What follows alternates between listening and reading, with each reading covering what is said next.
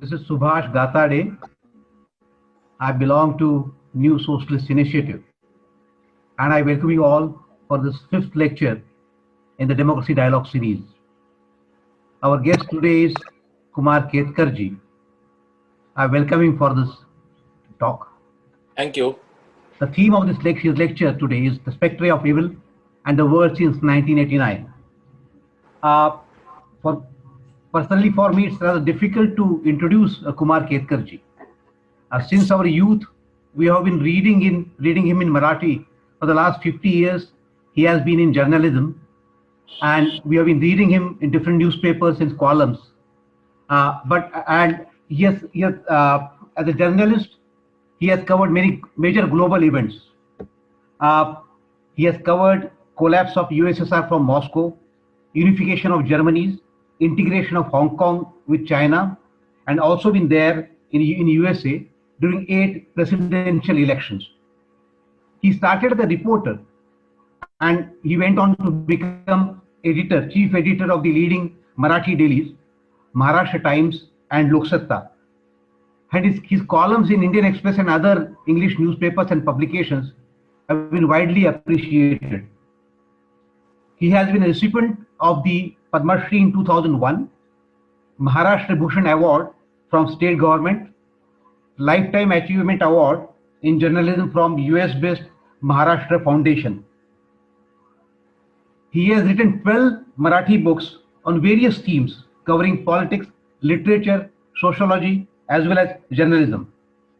Let me also add that since our very first lecture in this series, the first lecture which was delivered by Professor Suhas Palshikar, he has been a regular presence in the Democracy Dialogue lectures, and he has wholeheartedly participated in the discussion. Today also, after his lecture, we'll have question and answer session. I request everyone to enter their questions in the chat box.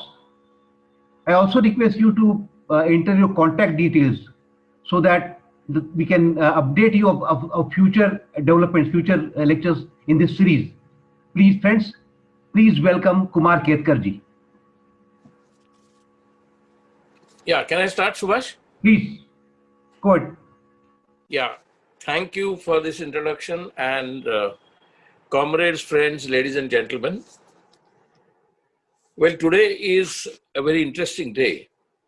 It is the 20th anniversary of the aggressive and conspiratorial destruction of Babri Masjid.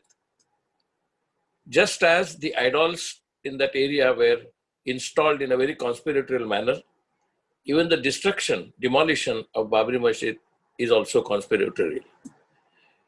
So, in a way, it is a culmination of the conspiracy that began sometime in 1948-49. There are letters and correspondence from Pandit Nehru, who was getting aware of the conspiracy, but he was overlooked, his advice was overlooked, his instructions were overlooked, and the idols were installed. Within Congress, there were people who were sympathetic to that kind of a movement, and therefore Nehru was sidelined. Today is also the 64th death anniversary of Dr. Babasaheb Ambedkar. And let us not sideline or ignore that the coincidence of 64th death anniversary today of Ambedkar and the attack on Babri Masjid. The death anniversary of Ambedkar in 1992 was used at the same time the Babri Masjid was destroyed. Now, when Babri Masjid was destroyed, it was 92.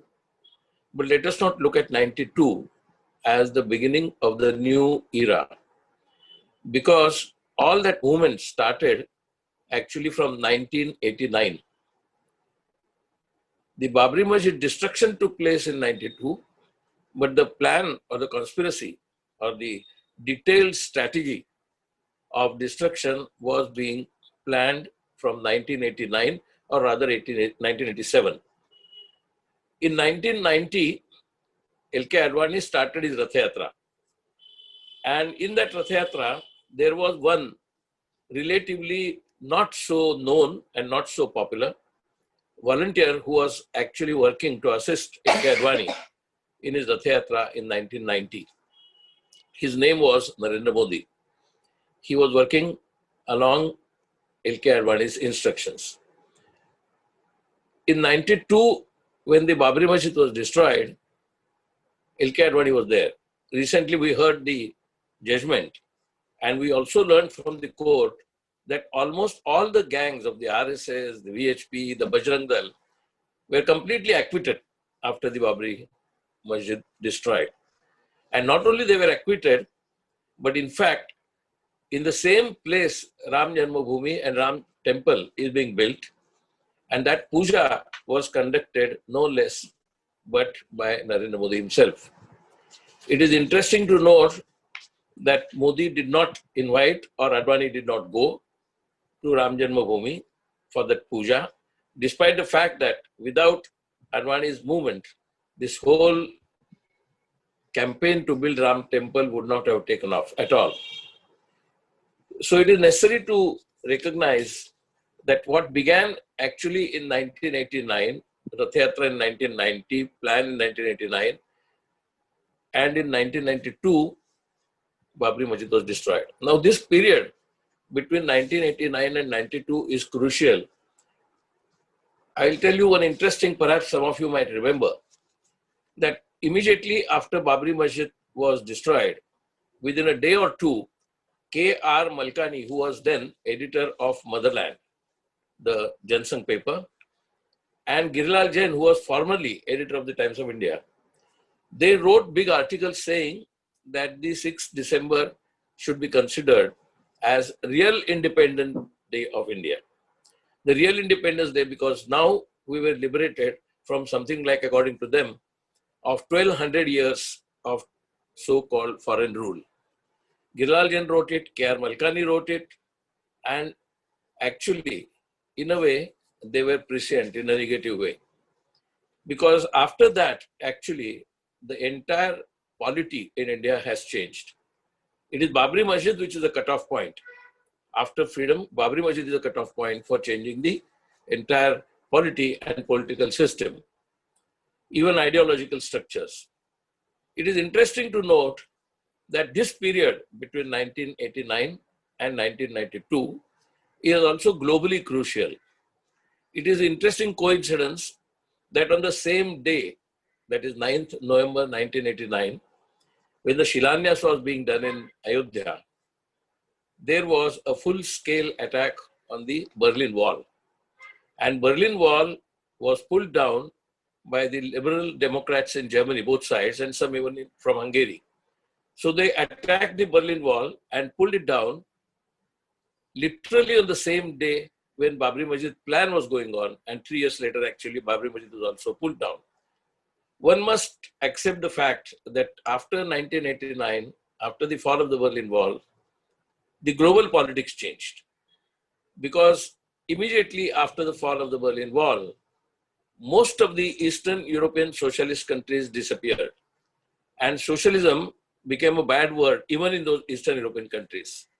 Today we are seeing even Hungary has taken a terrible dictatorial and right-wing rule. Hungary was a socialist country. Notwithstanding the fact that there was a revolt in 1956, Hungary was not exactly a capitalist country in the classical sense. It was a socialist country, whether one likes Soviet Union's approach or not. But not only Hungary, but almost the entire Eastern Europe has succumbed to the pressures from the capitalist lobby, corporate lobbies, and the right-wing economics, and even fundamentalism. So between 1989 and 1992, another thing happened was in 1990, Romania's Ceausescu and his wife were executed, and all other Eastern European countries, so-called, got liberated from the socialist clutches, as they thought. Final culmination came in 1991 December. We are in December 2020 now. 1991 December, exactly nearly 30 years ago, that Gorbachev came on TV and announced that Soviet Union is no more. Before that, Commonwealth of Independent States was formed, CIS, and the disappearance of Soviet Union has changed the politics of the world since then. So 1989 to 1992, whether globally or in India, political forces and ideological structures have radically changed.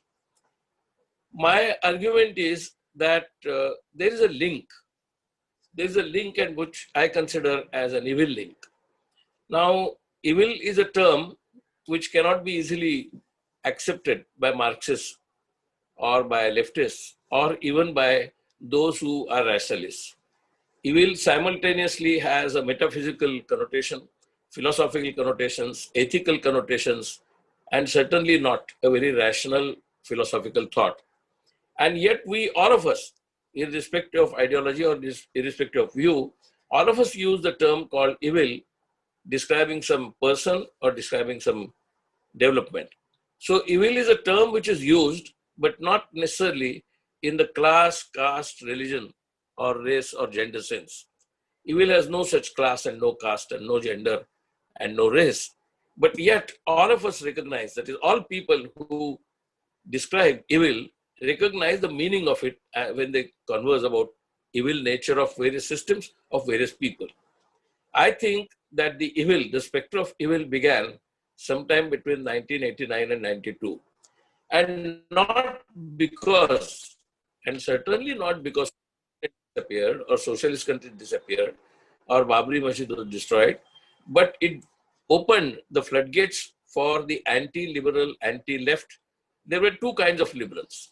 One is what you can call secular but right-wing liberal, and the second is the left-wing liberal, and of course the third, neutral liberal, so-called neutral liberal. Now all these liberals were clubbed till then as liberals, and therefore right-wing liberals could easily associate themselves with left-wing liberals because so many issues they agreed, particularly on the question of secularism.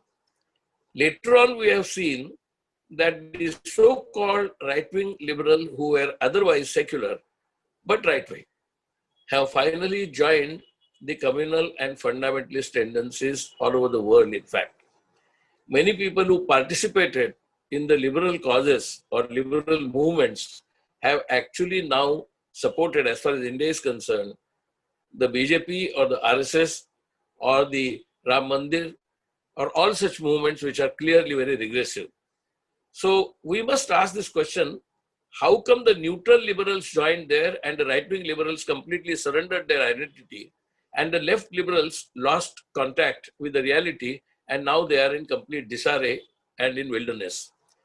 Majority of the left does not really understand what exactly happened between 1989 and now, and so they are also in disarray. Let us not delude ourselves that in 2004 and in 2009, Congress came to power despite the events between 1989 and 92. That was a strategic victory, particularly led by Mrs. Sonia Gandhi.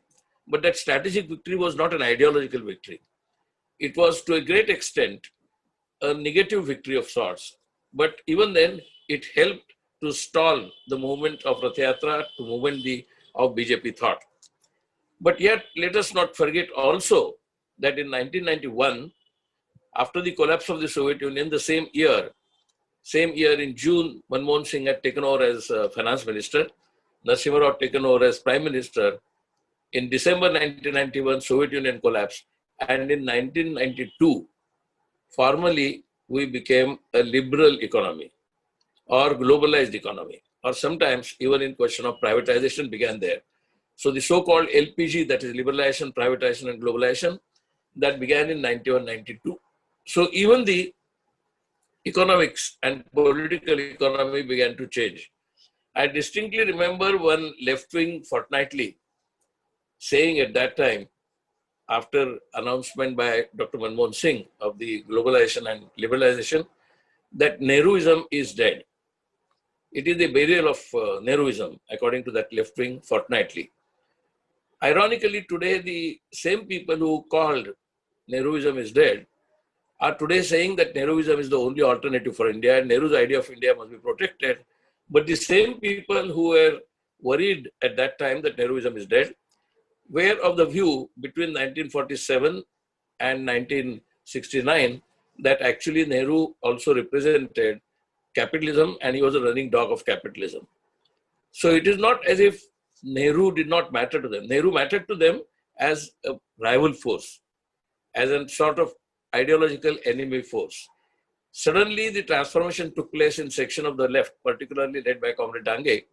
And Comrade Dange realized that in India, at that time, the thesis popularly was known as national bourgeoisie and comparative bourgeoisie and the international bourgeoisie. So Dange advanced the thesis that it is necessary for Indian communist movement or Indian leftist movement to support the Pandit Nehru's philosophy, because in India you can't immediately have a revolution of sorts at that point of time. And so a section of the Communist Party supported Pandit Nehru, a section of the Communist Party opposed Pandit Nehru, and that kind of debate within the Communist Party went on for quite some time. In 1992, when Dr. Manmohan Singh announced the liberalization package, when that left-wing fortnightly said it is burial of Nehruism, it was not only burial of Nehruism or Nehruvian economy, but also Nehruvian idea of India. At that time, we did not discuss so stridently about the idea of India. Today, idea of India is in debate. And that idea of India now is essentially the resurrection of Nehruvian idea of India, or the idea of India as promoted and projected, propagated by the Hindutva forces. It is necessary to remember that the same middle class which joined most of the progressive movements, most of the trade union movements, most of the science movements, most of the educational movements, today most of that middle class is with the BJP or with the RSS. I distinctly remember when I was visiting United States several times, that all those boys and girls now, but their parents who went to US in the 60s and 70s and 80s were the products of IIT from Bombay or IIT Madras, IIT Kanpur and so on.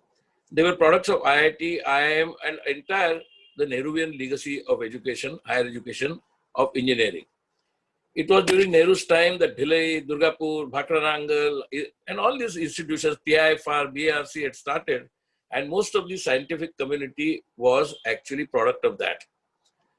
After going to US, somewhere between 1989 and 92 again, the same class of people who went to US and are known today as respectable NRIs have embraced Hindutva to such an extent that today they consider Nehru as enemy, Congress as enemy, secularism as enemy force, and even the multi-party plural democracy or pluralism in India or idea of India itself, according to them, is the enemy of India.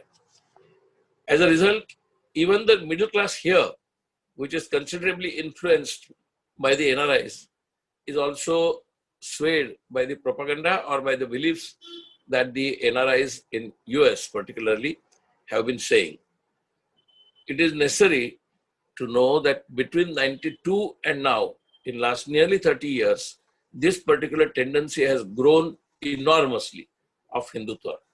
No wonder recently Election Commission said that let us allow all the NRIs to vote.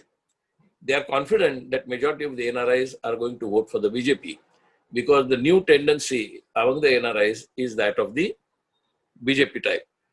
Now the question is, how does left recognize this fact and find out what exactly happened between 1989 and 91 so that they got marginalized?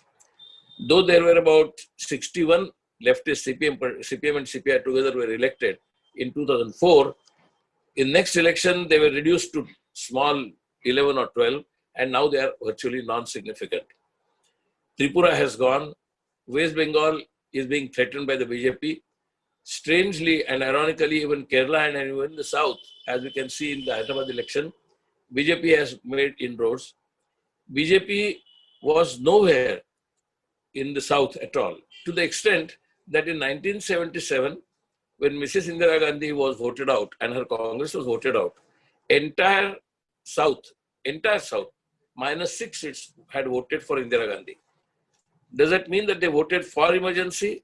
Whatever may be the reason, but the fact is when entire North India voted against Indira Gandhi and is considered as a revolt against emergency, there was no so-called revolt against emergency between in all the southern states, from Tamil Nadu, everywhere. So we have to understand the politics as distinct from North and South. Similarly, in Bengal, BJP has not been or was not able to really make any advances till very recently. So the advances have occurred in Bengal as well as in other places entirely in the context of Hindu-Muslim divide. In Gujarat, in fact, there are some areas where people say, if you are going by a scooter or rickshaw, that are you going from that road? That road you don't go because that's a Pakistan, which means that is a Muslim area. Similar things have begun to happen in Uttar Pradesh. Actually, in Maharashtra, Maharashtra takes pride in being progressive.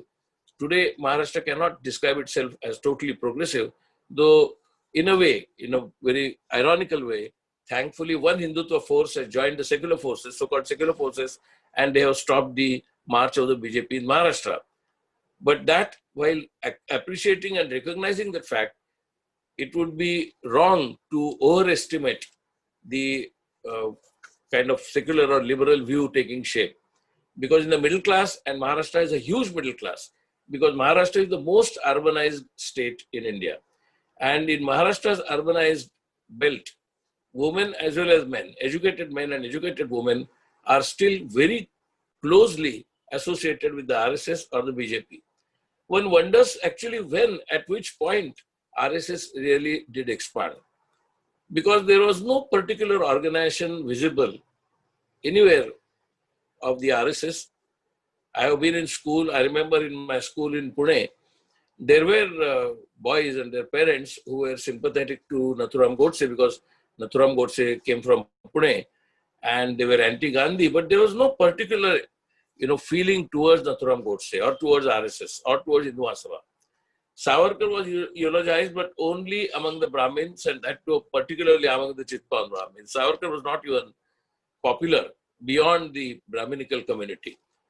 And in last 30 years, suddenly we find not only Savarkar, but the Ram Janmabhoomi and the entire RSS Bajrang Dal BHP movement getting not only support, getting not only funding, but tremendous respectability. And that respectability comes not only from the OBCs, but mainly from these educated middle classes. But educated middle classes have impressed the OBCs and section of the Dalits to follow the RSS line. According to me, this has a global dimension. And that global dimension has to be seen in the context of ideological shift or ideological paradigm shift that took place in 1989. Between 1989 and 91, many people who were not leftists, but generally just liberals, were respectful towards Soviet Union, were respectful towards the idea of socialism, were respectful even towards the idea of communism. And even the Naxalites were not considered at that time anti-national. They were called militants, extremists, but they were not called anti-national. Naxalites were also, Naxalite ideology was also finding itself support among the middle class youth in IITs and in other institutions. To be a Maoist was not necessarily an abusive term. To be a Maoist, to be a Naxalite, in fact, Mao's books were so popular and ideology of Naxalism was so popular that they were easily available in the bookshops and people could read them without being accused or abused by the people who were opposed to the idea of communism. That changed, and that has changed. For instance, in America, you can say, certainly Ravi will know, in 1916, there was Woodstock. Woodstock festival was in 1969, the so-called rock festival, where Bob Dylan actually sung and so many others. At that time, even US was actually turning left, or it was believed to be turning left. The so-called counterculture movement, anti-war movement, the student movement, anti-Nixon movement, they were all supporting left, and suddenly there was a kind of an intellectual exercise being done by many academics about revisiting Marx. And nobody considered revisiting Marx as anti sort of American. Or though in 1949, under McCarthy, even mentioning of Marx was considered blasphemy, it suddenly became fashionable between 1969 Woodstock and later on. And we find only after that, sometime between 1990 and now, we found that the right wing has taken over even in America. Trump was not an accident. Donald Trump was a culmination of the right wing movement that began even in America After Ronald Reagan came, and it was stopped for a while under Bill Clinton, but Bill Clinton was no great progressive, was no great socialist. He was no Bernie Sanders. So the point is that even in America, the right wing was taking shape. And in the entire Eastern Europe, as I discussed, it is the right wing which is ruling. I visited Soviet Union twice during this period. Once when the Soviet Union was actually collapsing. I have seen Soviet disintegration in front of my eyes from Moscow. I remember when Lenin's statues were being removed, uprooted virtually, and McDonald's came. And when McDonald's came in Moscow, there were queues more than 1 mile long to go to McDonald's and take the burgers, even in Moscow. That was in 91, 92. Now, Lenin's departure and McDonald's arrival is also between 91 and 92. Today, or when I visited in 2017 on the 100th anniversary of revolution, I found that among Russian youth or among Russian people, there is absolutely no clamor for even the literature about Russian revolution. Nobody talks about Lenin, nobody talks about Stalin. There may be a small little reference to Karl Marx and Engels, but hardly. In the bookshops, in the major bookshops, 4-story bookshops, where we visited, we found out that there were no books on Marx and Lenin, no books on Russian Revolution, even in Russian language. Not that I know Russian language, but we were inquiring with the bookshops that whether there are some books at least about Russian Revolution. There were books about Second World War, but they did not mention the role of Stalin. Right or wrong, whether Stalin had the role, there is a big debate going on, but that apart. Point is, even in Russia, neither Marx nor Lenin was mentioned. I asked one of them to show me that particular garden where Lenin's statue was kept in an isolated fashion. He said, no, in that some garden, I don't know where it is. It was that kind of a mention.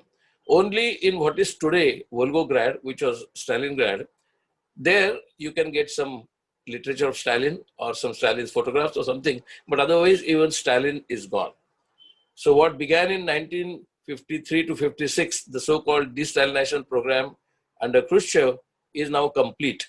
And today, Russia represents another right-wing force which is different from Europe, which is different from America, but nevertheless, it is a right-wing force.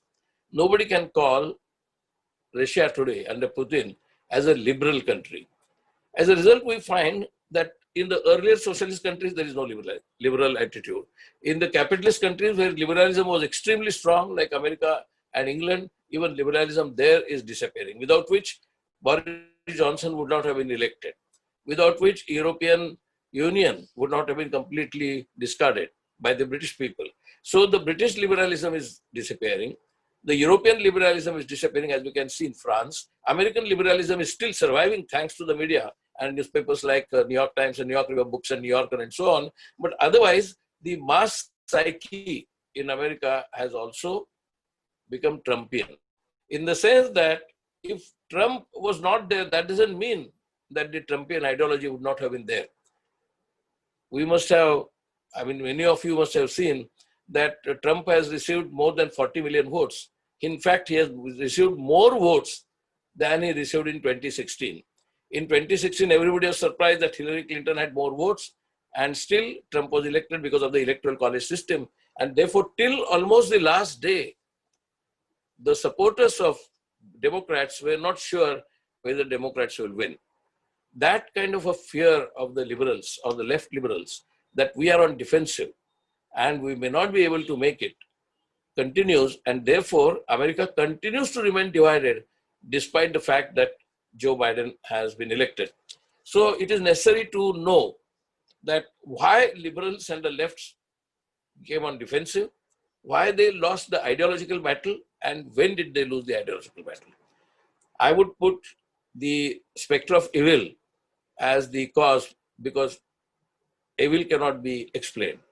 Nobody can tell you exactly at what point and how the evil takes over the mind of a man or mind of a society or mind of a nation. But without that, it is extremely difficult. For instance, I'll give you a simple example which you can identify with.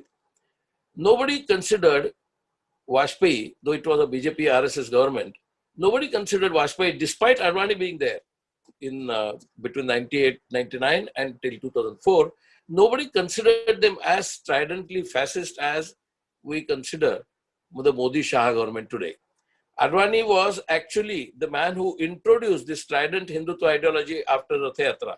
And yet between 98, 99 to 2004, Advani Vajpayee government was not seen as a strident fascist government that Modi is. Lenin, some of will know, used to say that state, government, ruling class, and ruling party are four different phenomena. The ruling state, the ruling government, the ruling party, and the ruling class. The government may belong to ruling class. It may be of a ruling party, but the state is independent. That's what State and Revolution said. In today's India, we find that Modi has been able to incorporate under him the state, the government, the party, and the ruling class. The ruling class is with him. During Indira Gandhi's time, whether during emergency or afterwards or before emergency, Indira Gandhi was opposed by the capitalist class. Now, if Indira Gandhi was a right-wing capitalist ideology promoter, why were all the capitalists opposed? I remember I worked in the press for more than 40, 50 years. Entire press, that time media meant only press. There was no television and there was certainly no social media. Entire press, I remember in 1971 election, when Indira Gandhi used to say in campaign that मैं कहती हूँ गरीबी हटाओ और वो कहते हैं इंदिरा हटाओ, what do you want, you choose. Entire press, Hindustan Times, Times of India, Indian Express, Statesman at that time, everybody was anti Mrs. Gandhi, pro Syndicate Jansangh Swatantra Socialist combined called Grand Alliance, and they defended, not only defended, I remember either Frank Morash or somebody wrote a column called Myth and Reality. And the myth was that Indira Gandhi is popular, she will lose. And the reality was there is tremendous feeling against Indira Gandhi. That was the column written in one of the papers. Now, the point is, if that was the view of the entire media at that time, which was essentially a print media, how come they lost and Mrs. Gandhi won? After Mrs. Gandhi won in 1971, most of the liberal section in the middle class, most of the left liberal section joined Mrs. Gandhi's bandwagon. But that was only till 1973-74. In 1973-74, again this so-called liberal middle class got split when Jayaprakash Narayan movement started.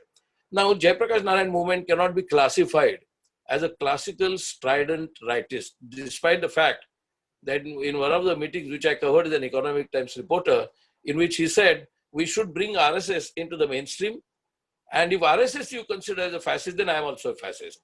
Now, that was a hyperbolic statement which was not necessary for him to make. But the point is, Jayaprakash Narayan took RSS into the wings and supported the so-called total revolution or Nava-Nirman movement. At that point of time, there was no particular reason, though he campaigned against corruption, the points and the parties and the people who supported him were essentially belonging to the same class and the same corruption and the same kind of middle class ideology.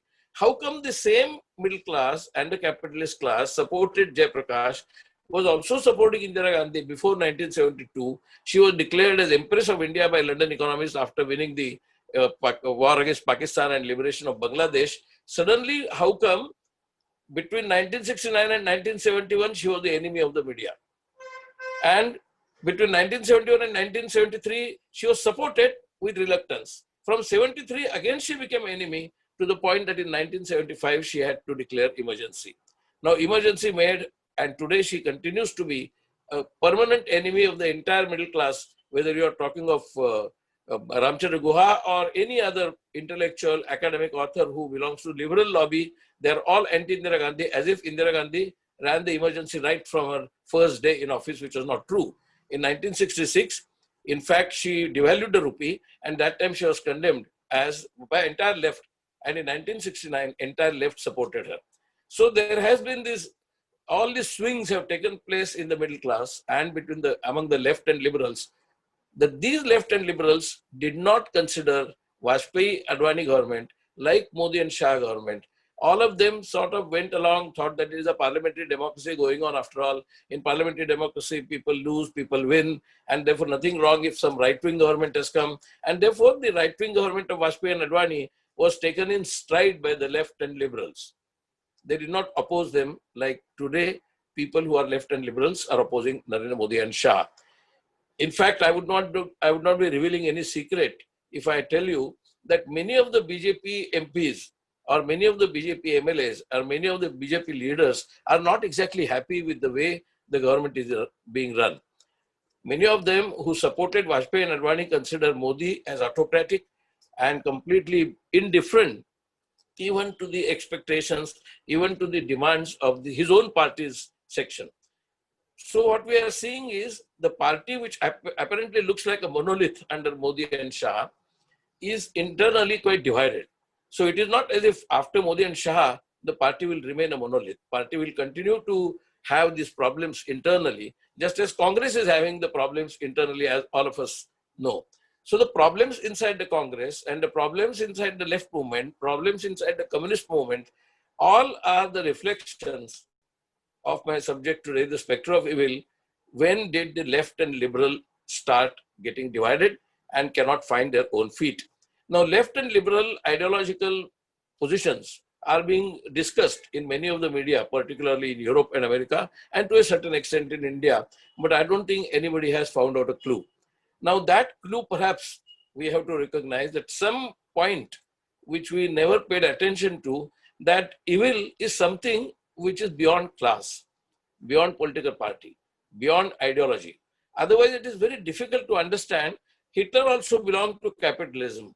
He was considered as a monopoly capitalist. Hitler was a capitalist, Churchill was a capitalist, Roosevelt was a capitalist. And all of them had different. So capitalism produced Hitler is a oxymoron, because capitalism also produced Roosevelt, who actually gave New Deal. Capitalism also produced Nehru, who actually was they used to call him a socialist, and communists used to call him a running dog of capitalism. But there was something called center left and center right and center, in which the left and liberals were able to grow. Today in India, it is impossible for the left and liberals to grow, because they have not realized that what is ruling today, not only here in Modi's form, or not only in US in Trump's form, or not only in Hungary in Orbán's form, or not only in Brazil in Bolsonaro's form, but there is something which has stuck. And that virus of evil is very, very difficult to describe. And that's why I'm using that term in a very, very broad sense. In the sense that, for instance, today, if you take the agriculture farmers movement, the way Modi is dealing with it, or Shah is dealing with it, or the way Modi and Shah announced CAA, NRC, and all those particular, including Article 370, the way he announced them clearly shows that he is not at all concerned with the mass sentiment or the opposition sentiment or parliament or judiciary. Suddenly we have found, and not only here, but in many parts of the world, that institutional framework which actually defended and promoted the liberal ideas, that included the judiciary, that included the election commission, that included even partly, not totally, though CBI was a caged parrot, including CBI, Reserve Bank of India, economist lobby, think tanks, they all represented, and the media of course, they all represented the liberal ideas. They represented the plurality. They represented the inclusiveness of Indian polity, or the globally, we can say that this particular section of the community, which was essentially run by the middle class. It was not some agricultural labor or tribal or Adivasi who was running the planning commission, or who was running the election commission, or who was running the CBI, or who was running the media. Essentially, they came from middle class, and they were not very rich middle class representatives. They were not direct agents of the capitalists. But today, as we see in the media, particularly in India, not in US, is the media completely has gone towards Modi and Shah, except for perhaps 10%, or 10% also may be not correct. So many senior leading journalists, and they are not necessarily supporting Modi because they have been told by Ambani's or Adani's or whoever owns them to support. They themselves have come to believe that it is necessary to support the hindutva ideology, it is necessary to support the right-wing ideology, it is necessary to support the program of the right wing. Now, interestingly, why intellectual comprehension has been surrendered, that is also very difficult to understand, because even the right-wing writers concede that Modi has not done any structural reform or many fundamental right-wing reforms in the economy at all. Many of them, not just a few, many of the center-right liberals thought that he will be a kind of a Ronald Reagan or Margaret Thatcher to Indian economy. And according to them, even Manmohan Singh, who was not exactly left liberal at all, but even Manmohan Singh they considered as a representative of UPA and was a threat to economy. And therefore, right-wing thought that Modi will bring about a Reaganite or Thatcherite economic revolution in India.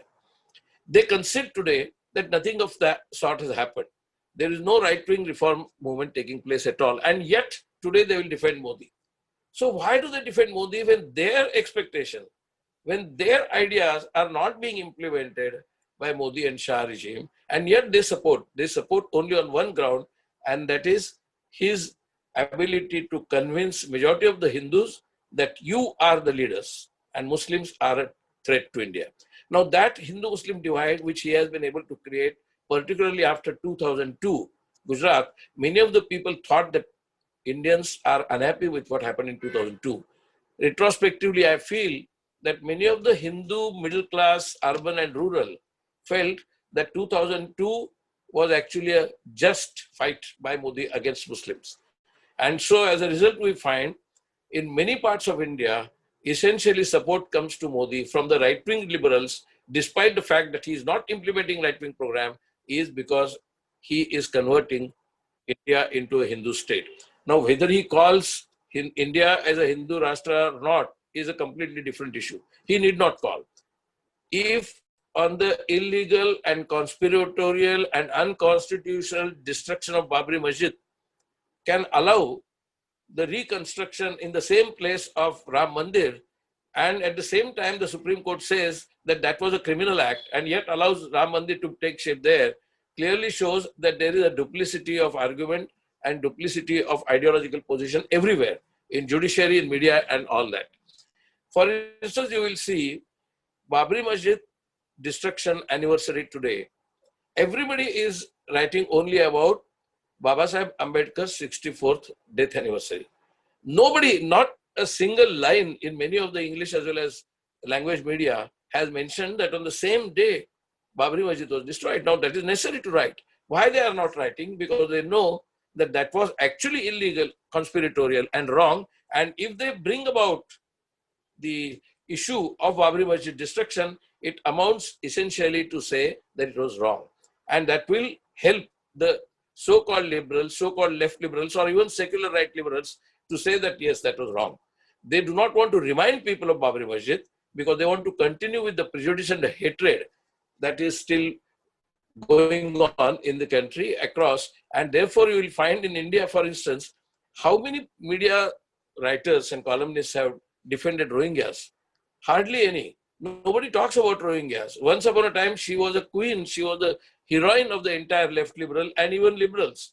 And suddenly, she has completely disappeared from the Myanmar politics and global also.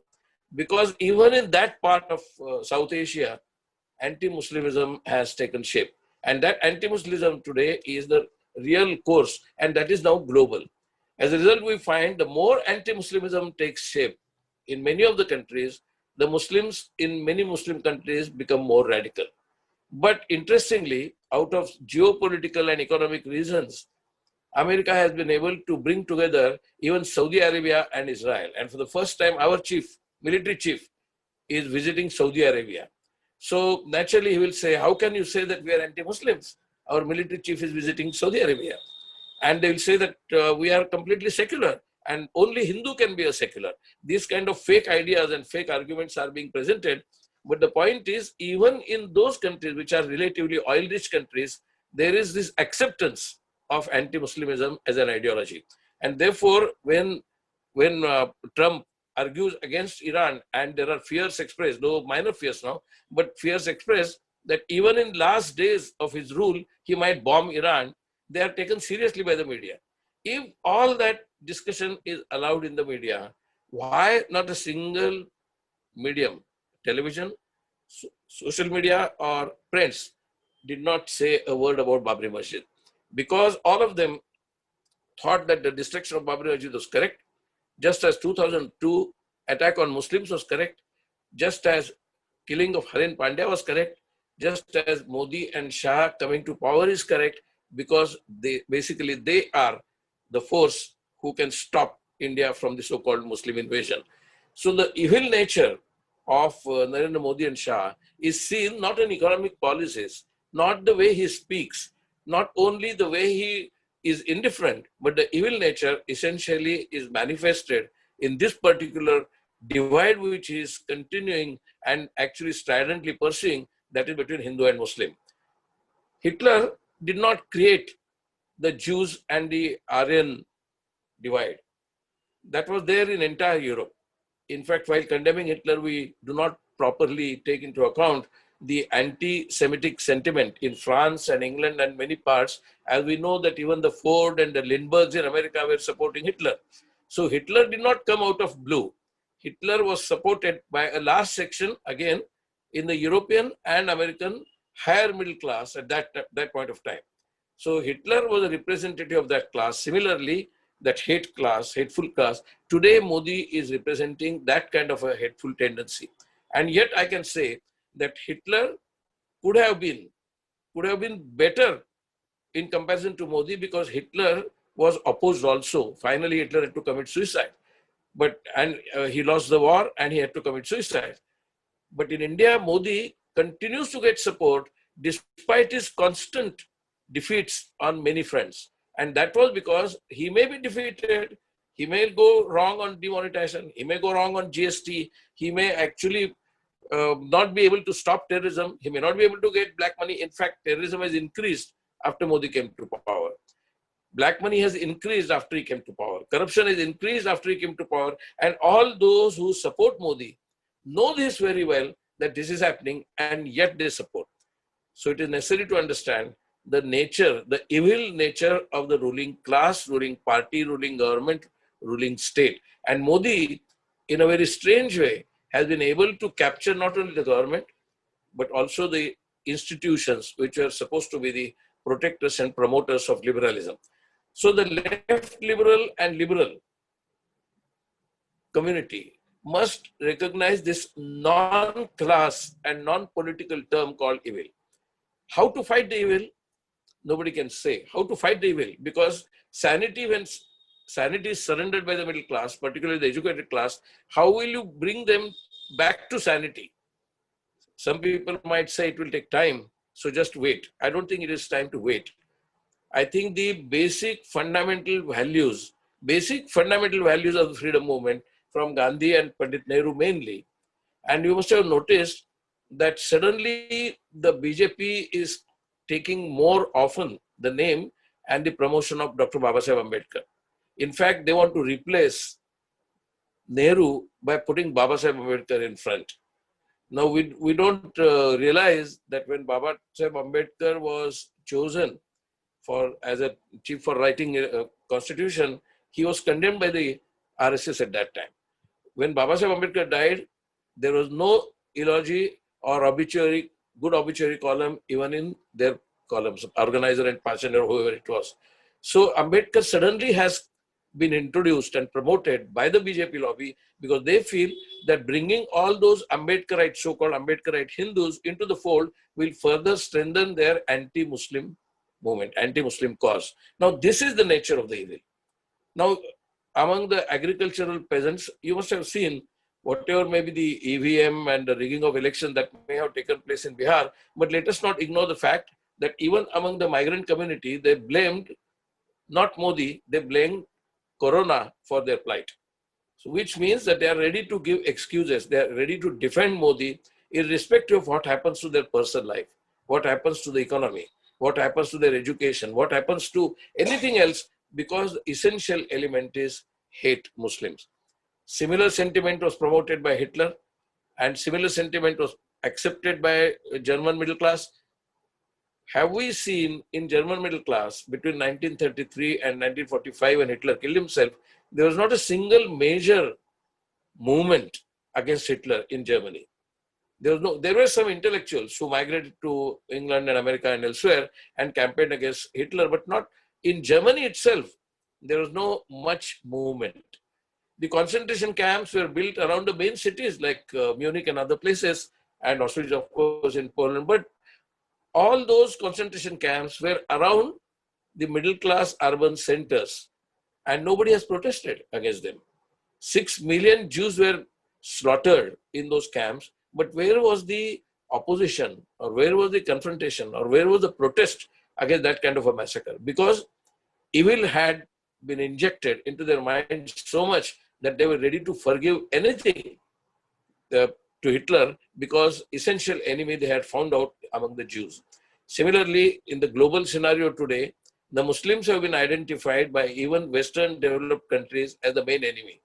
Till 1991, when Soviet Union was dissolved and disintegrated, the main enemy was communism. And the raids and the bed were being searched by McCarthy and others. And the main enemy force is communism, defeat communism. And therefore, even if necessary, it is necessary to bomb entire Vietnam, it's all right. Because what you are doing is defeating communism. So bombing Vietnam, bombing Cambodia, that was part of the anti-communist strategy of the United States. And the liberals at first stage supported them. It was only much later that the American media woke up to the realities of Vietnam and Cambodia. But initially they supported. McCarthy was an epitome of that entire movement. Similarly, now what we are seeing is defend the essential leader who is fighting with hatred, promotion of hatred. Americans did that during Nixon's time. Germans did that, middle class liberals, during Hitler's time. Russian middle class did that partly during Stalin's time, and they are doing it now. And therefore, we must find out the reasons why liberals capitulate so quickly to the ruling ideology of hatred. If we see and read Lenin again, we'll find out that state, government, party, and ruling class, if there is no contradiction in four of them, then perhaps we are doomed for that kind of a rule. It is necessary to find the space and the area where we can actually change within the party, within the state, within the class, and within the government. Today we are witnessing in the government, there is considerable opposition to Narendra Modi.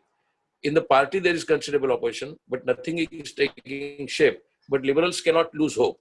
Liberals can promote these contradictions. Liberals can understand these contradictions. Liberals cannot give up hope.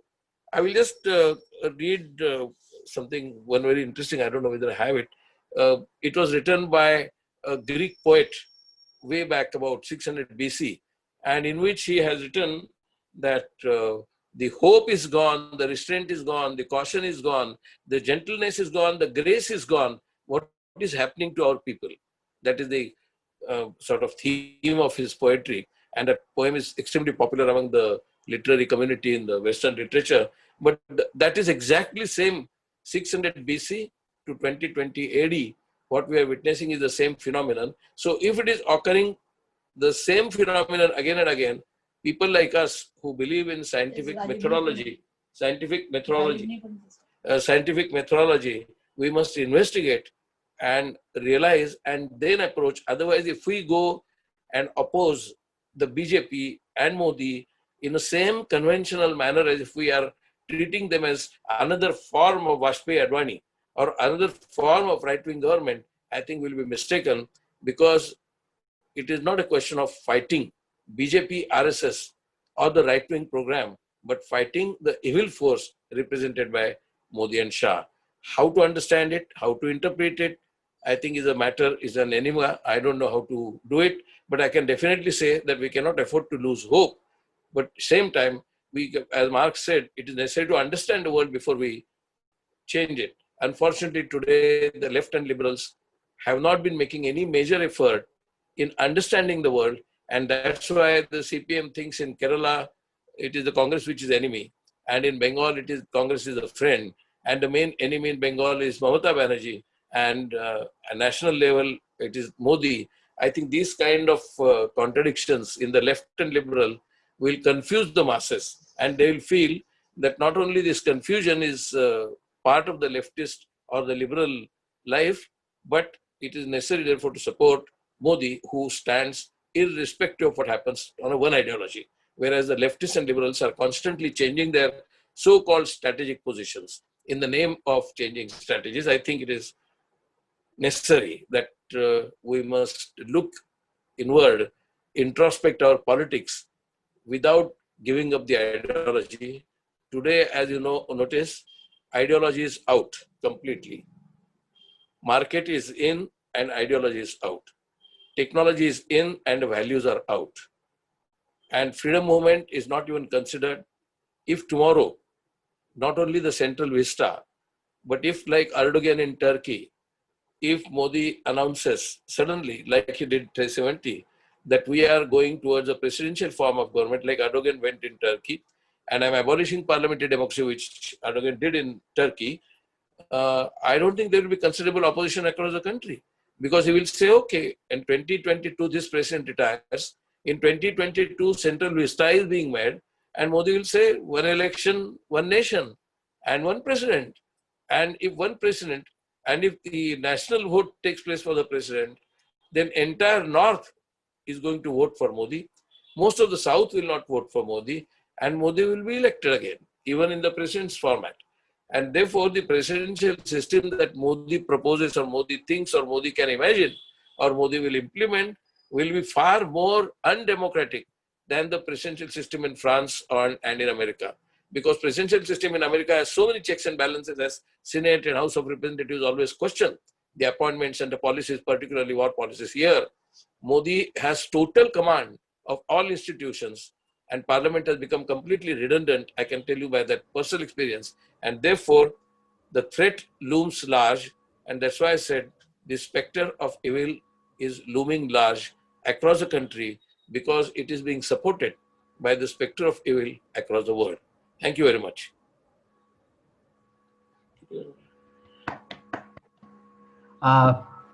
Thank you, Kumar, for a brilliant presentation and raising some important questions and very breaking sort of new grounds in understanding the challenge which confronts us. So there are a few questions before us, but before that, I would like to request Ravi Sinha, to make some comments on the speech, and then we can start. Please, Ravi.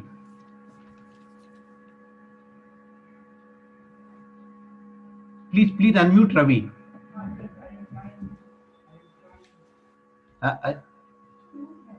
Yatindra, unmute him. Unmute. Please. Okay. Now, thank you, Kumar Sahab, for such a clear-headed and very bold, clear presentation.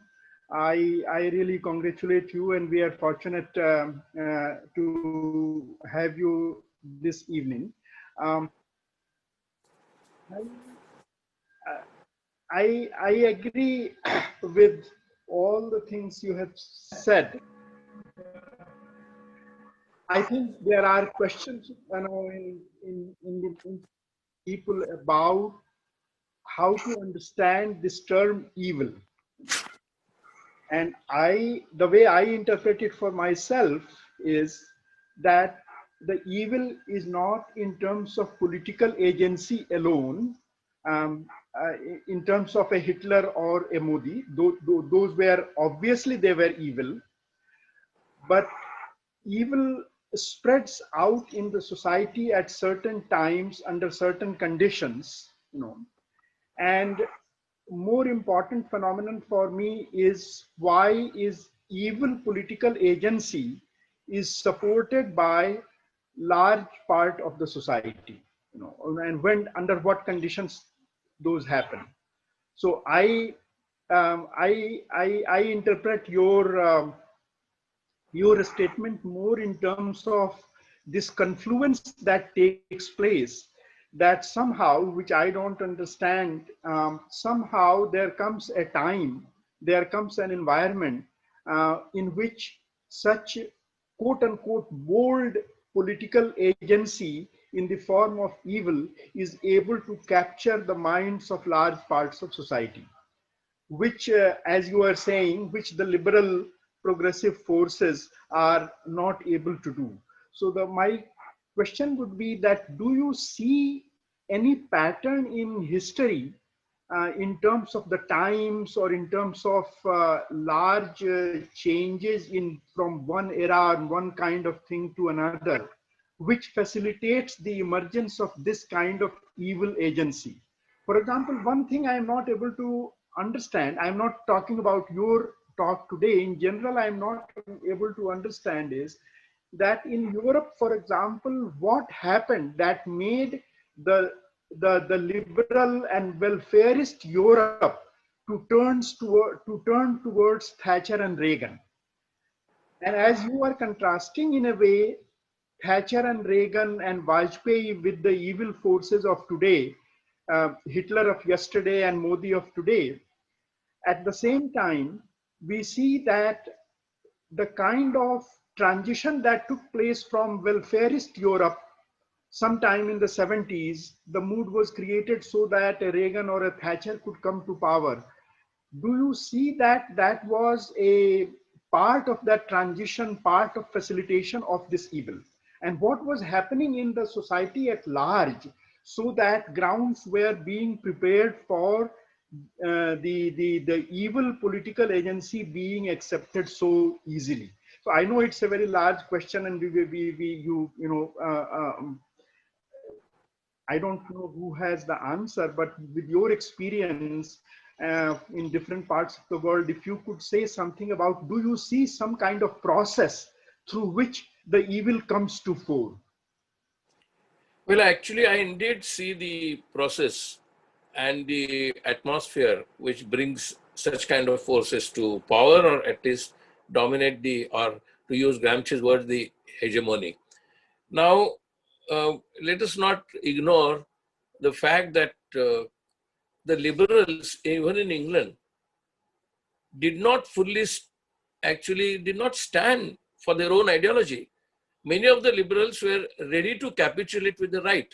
I mean, if I say that the firm position, not against capitalism, because Eurocommunism, for instance, Eurocommunism thought that they would be able to fight capitalism, but Eurocommunism disappeared in oblivion very shortly, because the liberals, the left at least took a stand, but the liberals did not take a stand. Liberals capitulated to the so-called ruling class, ruling lobby for various reasons, including personal vested interest, social vested interest, class vested interest, in the name of reconciliation between the rulers and the opponents. They thought that it is better to go with the, I remember I covered Margaret Thatcher's election in England, and I also covered Ronald Reagan's election in the US.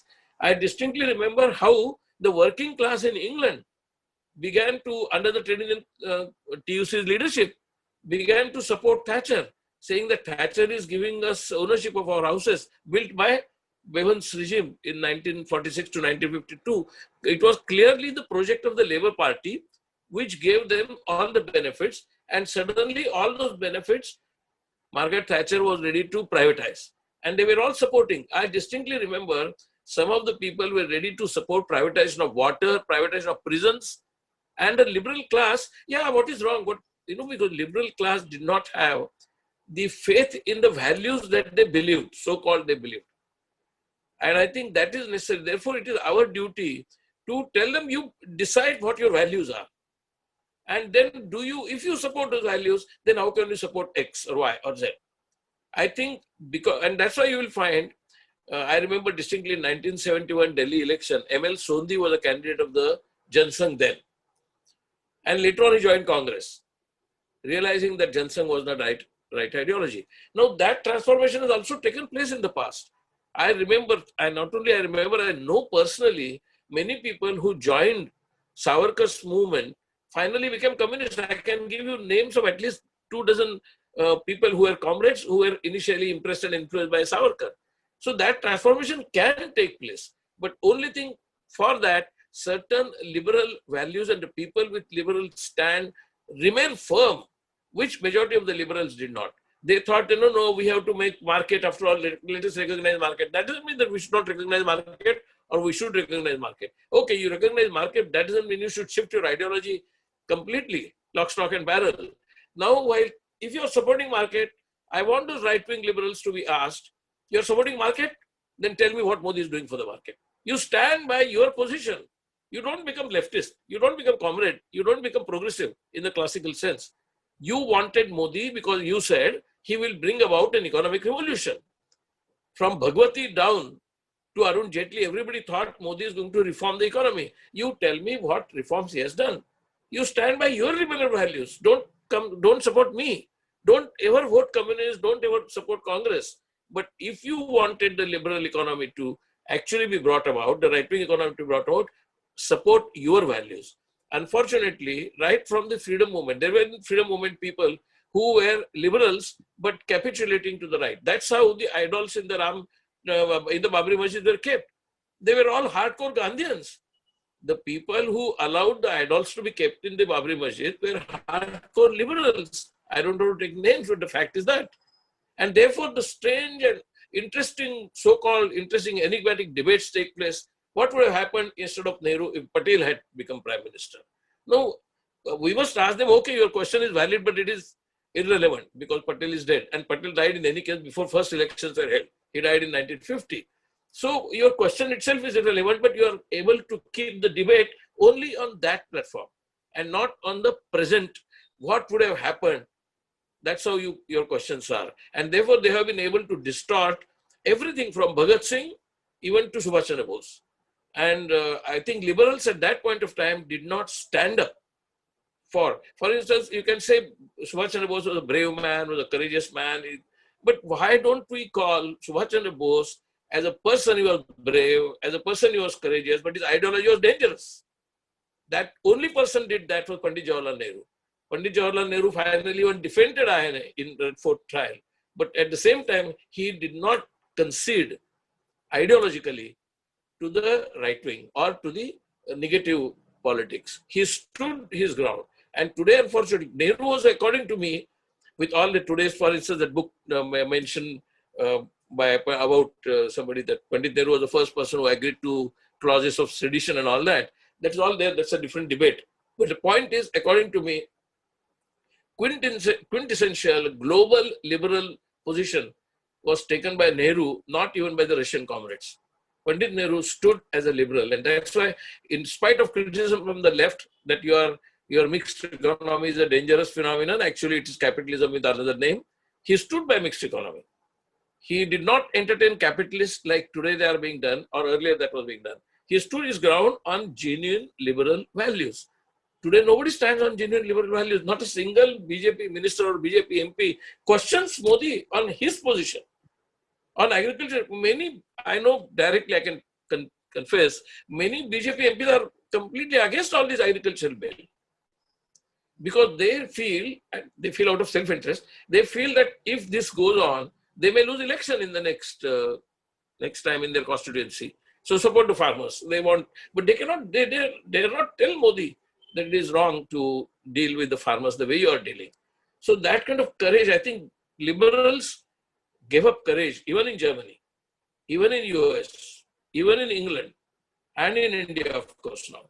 So I think left liberal, at least to a certain extent, stood ground, some of them, not all of them, but liberals, or those who describe as liberals, have often surrendered to the what you can call right or the ruling ideology and the ruling hegemony, as Gramsci would say.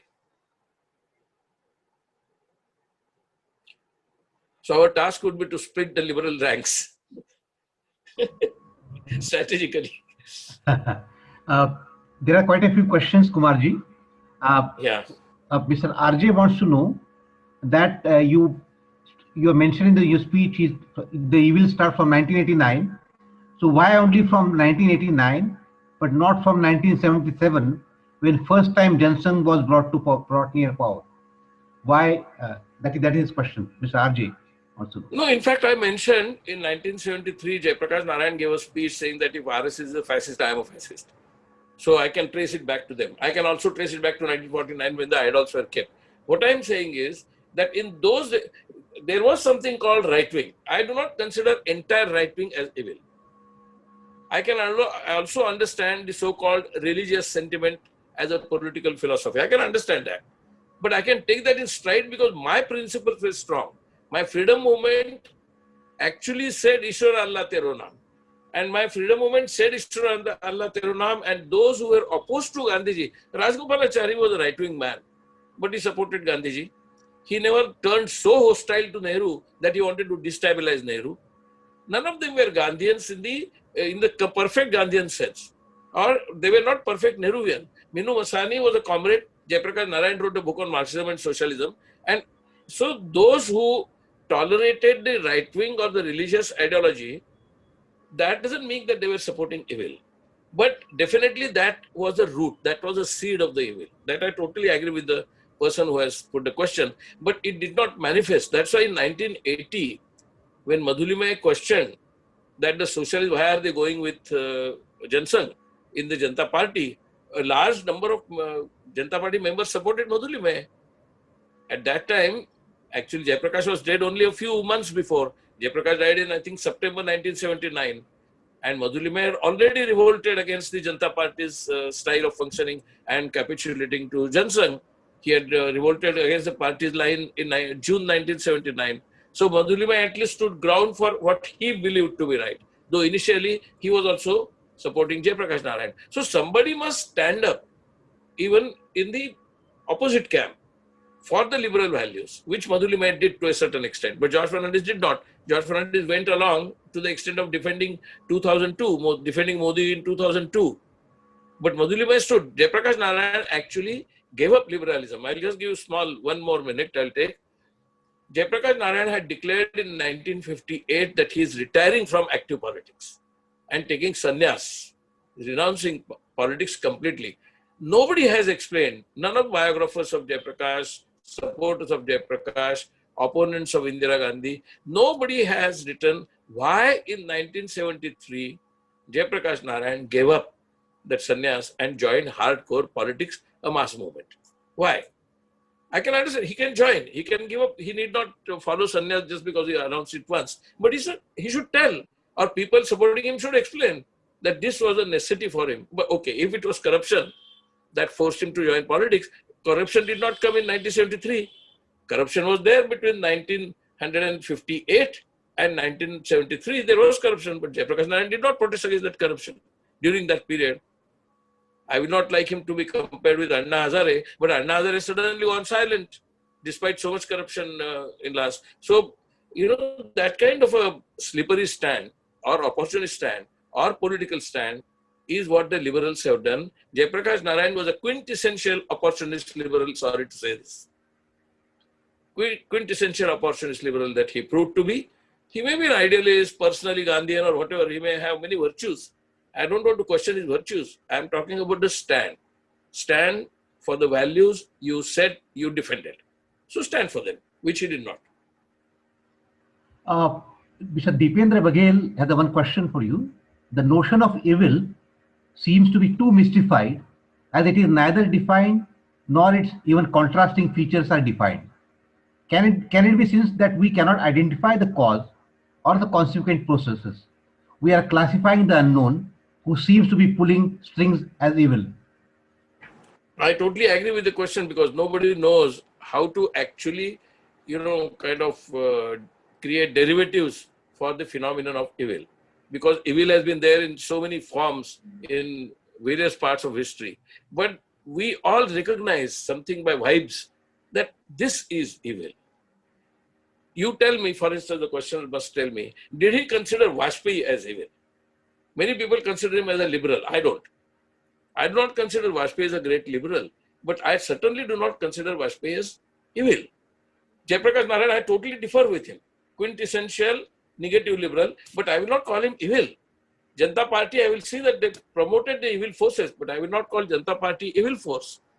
All those people from Rajendra Prasad onwards who supported the idols in Babri Masjid, they were all supposed to be doing something according to what they privately believed, and publicly they defended Congress and Gandhi. But I can understand, one could take that in stride. All that can be taken in stride, but what cannot be taken in stride is the evil force. I still do not know. Evil has been, discussed by ethical philosophers. They have metaphysicians have also got involved in the debate on what is good and what is evil. In Christianity, there is a broad notion of good and evil. In fact, in every society, there is a notion of good and evil. And everybody condemns evil without even describing exactly how it comes, from where it comes, what are the derivatives, and what are the features of the evil, and what environment promotes evil. I don't think that question has been answered by anybody.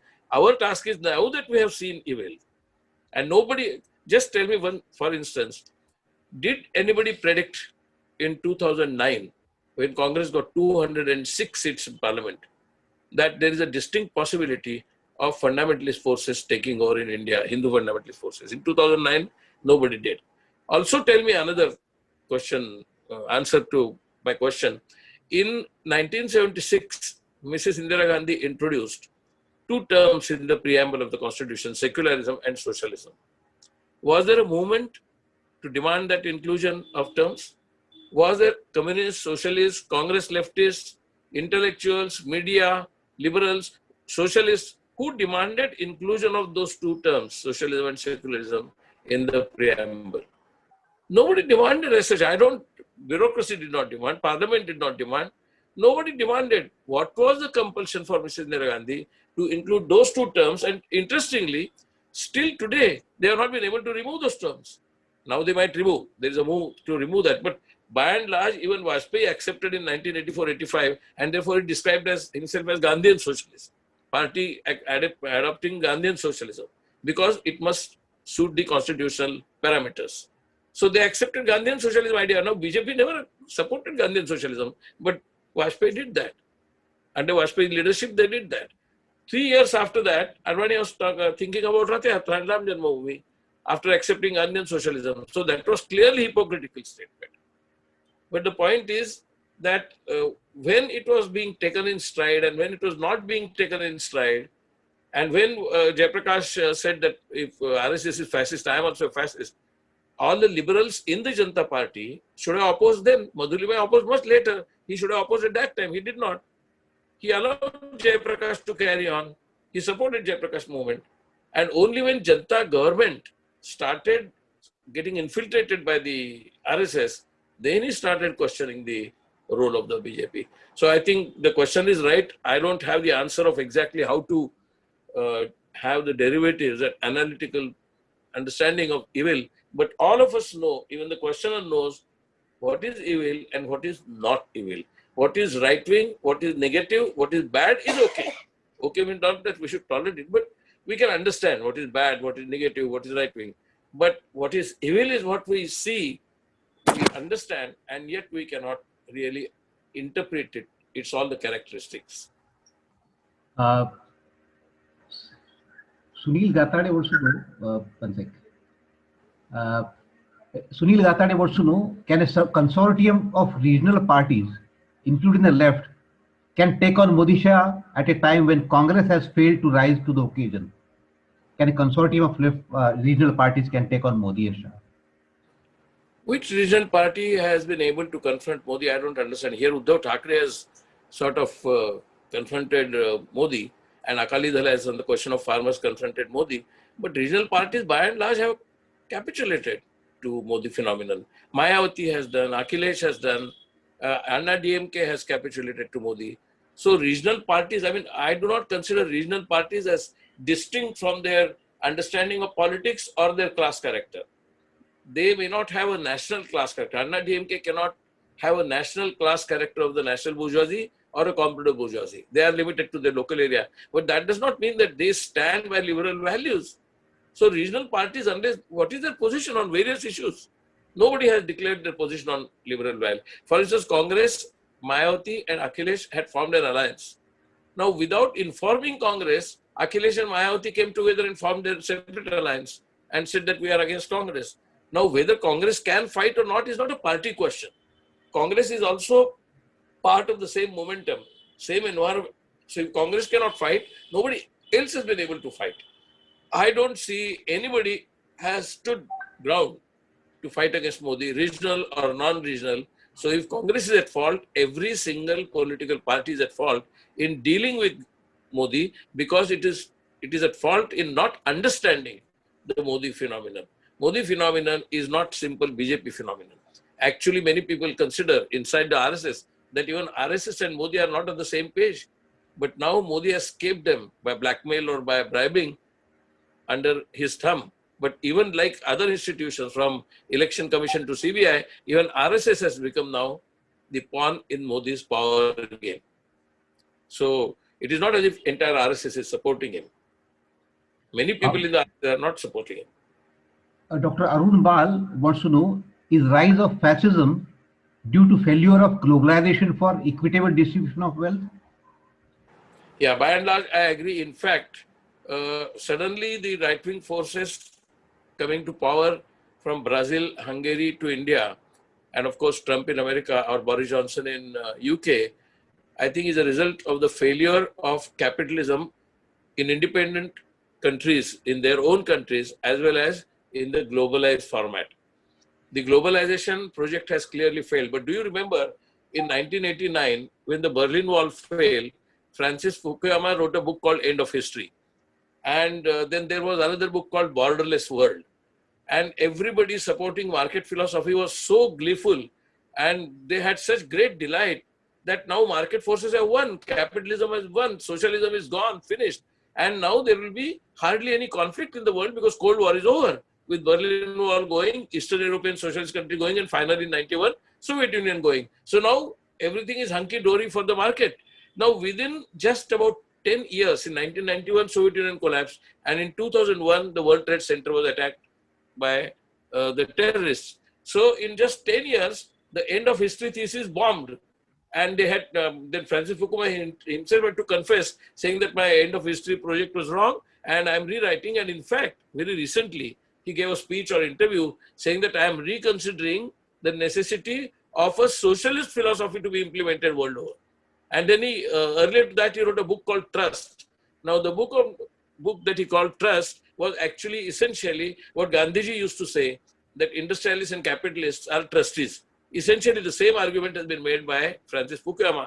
The man who wrote End of History and the Victory of Market Forces started saying that trust is important and the social cause is very important for the capitalists to understand, and social concerns, affirmative actions are necessary. That's what Fukuyama said. And all those believed in borderless world suddenly realized that borders are important. That's actually borders have got more strengthened after globalization. The caste, race, color, gender, all these kind of divisive concepts have been more strengthened after globalization, which globalization was supposed to unite the people, quote unquote people. And those people today are more divided in various forms and various segments. I do not see, for instance, I did not know that Maharashtra was so completely caste ridden till recently, till about in globalization took place in 91. Till 91, all of us believed, kind of Maharashtra is so progressive. It's a land of Agarkar and Karve and Tilak and, Ambedkar and Vinoba Bhave. Maharashtra is by definition progressive. Yeshwantrao Chauhan was a liberal. So we thought, but today I am witnessing that Maharashtra is so caste-based, so communal, immensely communal, in spite or with Shiv Sena at that point of time. And today Shiv Sena is taking a position saying, telling Modi that, are you asking me whether I'm secular? I'm a defender of the Constitution, and Constitution says secularism. So I'm defending Constitution. Therefore, I'm defending secularism. One of the Shiv Sena leaders, local Shiv Sena leaders, organized the Ajan movement in the Muslim community. And so the BJP said, why are you organizing such divisive movements by promoting Muslims? So Shiv Sena is being accused by the BJP for supporting Muslims and appeasing Muslims. So it's very contradictory, but things like that. Alok Tandon wants to know what is the difference between Spectre of Evil and fascism. The same debate. No, fascism is evil, and therefore there is no difference as such. Fascism is evil, and therefore Spectre of fascism, Spectre of evil are if actually not exactly synonymous, but ultimately meaning the same. The question is, evil cannot be defined. Fascism can be defined. Fascism as a political process can be defined. Fascism comes at a certain stage of monopoly capitalism, capitalism in crisis, and economy not being able to manage. So fascism can be actually, derivatives are possible. Abstractions are possible in fascism. Evil, it's extremely difficult to understand evil. And evil is found only in the, kind of scriptures, whichever religion or whichever Puranas you'll find evil mentioned or described only in scriptures. Like, I don't know to go into that, but, the idea of Dev and idea of Rakshas, actually they are not described. What is the class relationship between Ram and Ravan? We can't understand that. The question is sort of evil nature and something which is supposed to be good. Ram was supposed to be defending something called good, and Ravan was supposed to be defending something called evil. No, that has no class basis, or that has no. You cannot, define that. But fascism can be definitely defined, and therefore evil may not be able to be penetrated. That entire enigma called evil cannot be easily penetrated, but the fascism is not an enigma. Fascism can be penetrated by the philosophical and political understanding. That's the only difference. There is a question on Facebook by Srinivas Bulusu. Does Congress have enough of Nehruvian character left to fill the liberal space? Many people in the Congress, inside the Congress, are still strong Nehruvians and Nehruvian liberals. Many people. But frankly, to be honest, there are more people, without knowing that they are Nehruvians, are liberals outside the Congress. In fact, today, the situation is very interesting and intriguing. There are more people supporting Congress today from outside who were otherwise influenced by anti-Congressism of Lohia or Jayaprakash. Many people I see today, they say Congress must be strengthened. All the time they work to weaken Congress. But today they say Congress must be strengthened. And that's because they were Nehruvians outside the Congress fold. Because inside Congress, there are some Nehruvians, but outside Congress, there is a large community, and some of them are in NGOs, some of them are in educational institutions, some of them are in academics, some of them are in history and research. Many of them are Nehruvians without calling themselves as Nehruvians. They are supporting and promoting the values coming from the freedom movement in the Gandhi-Nehru context, but only Nehruvian context and not Gandhian context, because Gandhian context is completely different phenomenon. I don't want to go into question of Gandhi's politics and Gandhi's philosophy. Nehruvian is directly connected with our life. And I think to say that Congress is dead, I don't believe. To say that Congress Mukta Bharat has arrived, I don't believe. And not because I don't want to, or because I am Rajya Sabha MP from Congress. I'm not saying because of that. Because as an editor, I have been so critical of Congress also. So it's not a question of that. The question is, Congress still, according to me, represents that DNA called India. And if, let me give you a sort of ominous kind of comparison. In 1991, or in 1990 actually, 1990 or 91, 91 July, Gorbachev was arrested by the hardliners of the Communist Party and KGB. And Boris Yeltsin began to grow as a result to protest against Gorbachev's arrest. When Gorbachev came back after 2 days, Gorbachev was told by Yeltsin to face parliament and officially disband the Communist Party. I was present in the Soviet Union that time, when Moscow that time.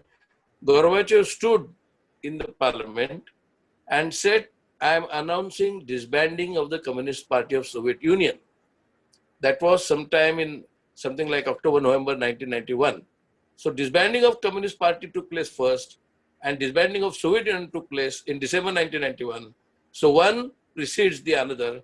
If Congress Party as a party and Congress as a philosophy, or Congress as a mainstream centrist force and liberal force disappears, sorry to say, but it will face the same predicament that Soviet Union did. And if USSR can disintegrate, I don't see why India cannot feel the threat of disintegration. Actually, I remember in 1964-66, the way DK movement was demanding a separate flag and a separate policy. Today, Nagaland and northeastern states are demanding. Kashmir is already in crisis. There are already people believing in Khalistan. So there are these seceding tendencies within the country.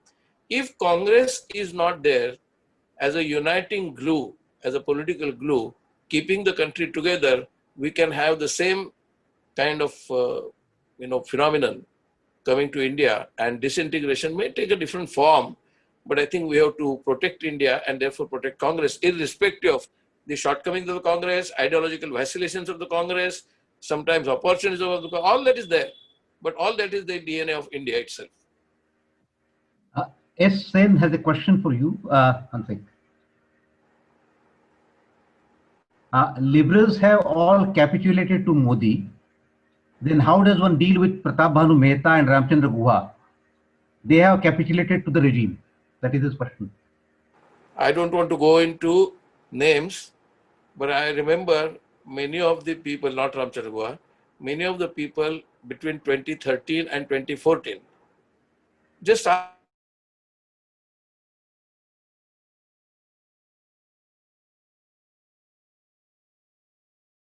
deserves to go, and therefore they welcomed. They welcomed Modi. They actually welcomed Modi. Many of the liberals. Today they have realized that that was a mistake. In fact, many of these intellectuals have said that they were wrong in 2013 to welcome. I don't want to give names because so many names will shock you. How many of them have actually welcomed Modi before Modi came and after Modi came in the first 2 years. They started getting disillusioned after the demonetization. Till that time, they were totally enamored of Narendra Modi. And many of these are liberals. And suddenly those liberals have felt today, in fact, Pratap Bhanu Mehta says that this is the worst regime that we are going through. And one more point which must be noted is that why these things have happened. Because Americans and the CIA and the Mossad in Israel have been pursuing the policies of regime change. They managed to change regime in Egypt by Tahrir Square movement. They managed to change regime in Iraq. They managed to change regime in Libya. Now they wanted to have a change in regime even in India. But India is a different ballgame. It's not an Arab country, and it's not a, it's a different country altogether with different history and different legacy. But they wanted to have regime change. So Modi has come as a part of the regime change strategy or a regime change conspiracy of international agencies which were backed by the respective governments and the respective corporates for their either political or economic vested interests. Joya Roy has a question. Speaking of evil, deceit, lies, and communal propaganda and pogroms, inciting people to murder fellow citizens can be termed evil. One major instrument of BJP's success has been the Election Commission of India, presently under a Gujarat cadre IAS. Do you really think that Bihar elections would have turned out this way if EVMs had not been rigged? Many foreign academics have shown that easily. That is their question. No, I'm definitely suspicious of EVM because I was also part of the anti-EVM movement. But that apart, it is not always EVM that is required. It is the muscle and money power.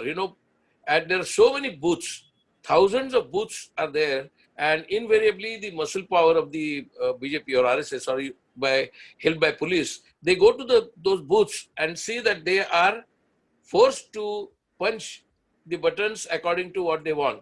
And therefore, you will find till 4 o'clock, the voting percentage is something like 43%. And when the total vote is counted, it is suddenly 47, 58, 57, 58%. Now, many of the votes are forced, press buttons by the staff there, by the political staff there, by the even rival political parties, because they're paid huge money to go there and press the buttons according to the demands of the thug who goes there. So it is not always EVM alone that they use. They use muscle, money and blackmail at the local booth to rig the election. I am absolutely convinced that the Bihar election and even Gujarat election was rigged by muscle, money and blackmail.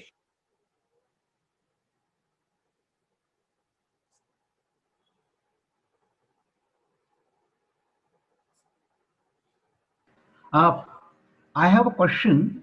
You have raised many interesting points and much further for us to think.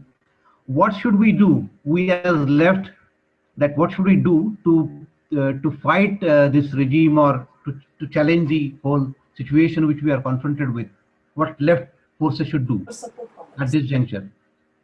I think the first point will be to take a firm stand against Narendra Modi, Amit Shah rule, irrespective of Suddenly they might show some positive policy, but that does not mean that we should surrender immediately to so-called positive science, which many people do.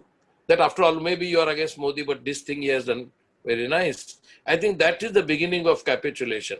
We have to take a position against the Modi regime, irrespective of what his stupid day-to-day policies are, or what his absurd, nonsensical, progressive speeches that he does in Man Ki Baat or elsewhere. Those speeches have many so-called progressive values. Many people have told me. When he touched the staircases of parliament, many progressives told me, but you must respect Modi, because finally he respects the parliament. I said, he doesn't respect the parliament. He wants to demolish the parliament and convert that into museum of democracy.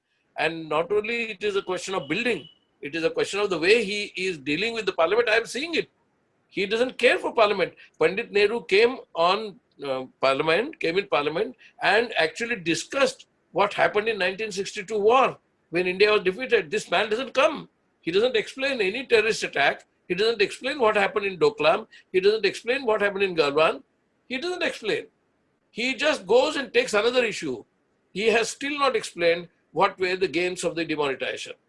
What were the gains of the GST? What were the gains of his so-called neighborhood-friendly policy? After the so-called neighborhood-friendly policy, Nepal has turned against us. Even Bhutan is actually making noises. Maldives is not with us. Sri Lanka is not with us. Has he ever explained where we went wrong? Or why we went wrong?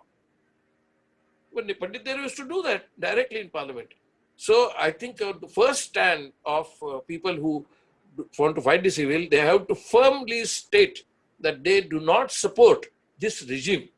Because supporting this regime, even indirectly, or by supporting some policies, actually they are ready to condone their mistakes and crimes.